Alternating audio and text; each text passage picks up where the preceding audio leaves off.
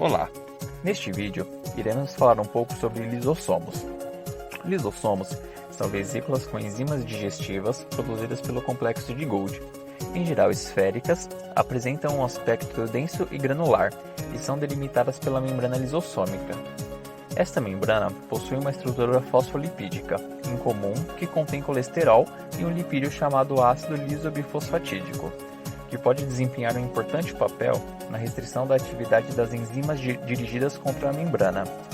Contém também proteínas estruturais, que são classificadas, em sua maioria, em LAMPs, LGPs e proteínas integrais da membrana lisossômica. Estas são 50% do total das proteínas e são altamente glicosiladas na superfície luminal.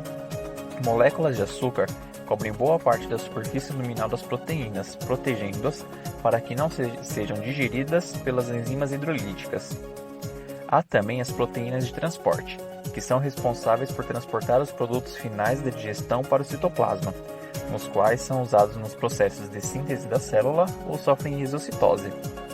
Os lisossomos e os endossomos maduros contêm bombas de prótons que transportam íons para o lumen lisossômico, mantendo o pH baixo, em torno de 4,7. A principal função do lisossomo é a digestão celular. No processo de digestão, a maior parte do material digerido provém de processos de endocitose. Esse processo se chama heterofagia, onde bactérias, restos celulares e materiais estranhos são absorvidos pelo processo de fagocitose, que é quando um fagossomo, formado quando o material é inserido no citoplasma, recebe enzimas hidrolíticas, se transformando em endossomo maduro, que será amadurecido no lisossomo. Proteínas extracelulares, proteínas da membrana plasmática e complexo ligante receptor são internalizadas por pinocitose e por endocitose mediada por receptor. Essas partículas seguem a via endocítica por meio dos compartimentos endossômicos, jovem e maduro, e por fim, são degradadas nos lisossomos.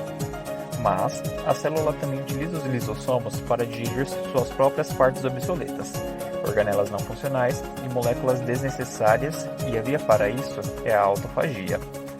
Organelas inteiras, proteínas citoplasmáticas e outros componentes celulares são isolados da matriz citoplasmática por membranas do retículo endoplasmático, transportadas para os lisossomos e degradadas.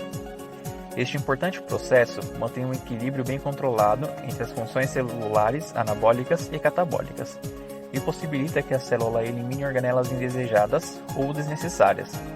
Os componentes digeridos das organelas são reciclados e reutilizados para o crescimento e o desenvolvimento das células normais.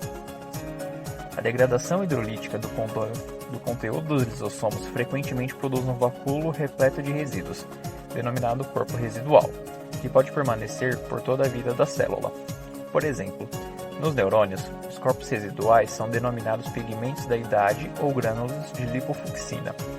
A ausência de certas enzimas lisossômicas pode causar acúmulo patológico de substrato não digerido nos corpos residuais, e isso pode levar a vários distúrbios, coletivamente denominados doenças de armazenamento lisossômico. Como, por exemplo, podemos citar a doença de Tay-Sachs. Nessa doença, parte dos neurônios apresentam-se com excesso de um gangliosídeo, e isso acontece quando há deficiência da enzima hexosaminidase A, que atua no processo de hidrólise deste glicolipídio, promovendo o acúmulo desta molécula das células neurais, e com isso resulta em sérias mudanças neurológicas. Os sintomas da doença são retardo no crescimento, falha na coordenação das ações musculares e no equilíbrio, do paladar, visão, audição, e passam a sofrer de convulsões com frequência. Este processo segue até que o mesmo perca totalmente a coordenação motora e sua capacidade cognitiva e dos sentidos. Doença de Gaucher. Ocorre por um desarranjo genético apresentado pela falha de uma enzima, a glicocerebrosidase, que degrada os glicolipídios. O acúmulo dessa substância nas células causa inchaço em alguns órgãos, em especial o fígado e o baço. Tais células afetadas também se acumulam na medula óssea, enfraquecendo os ossos. Este é o nosso vídeo. Espero que tenham gostado.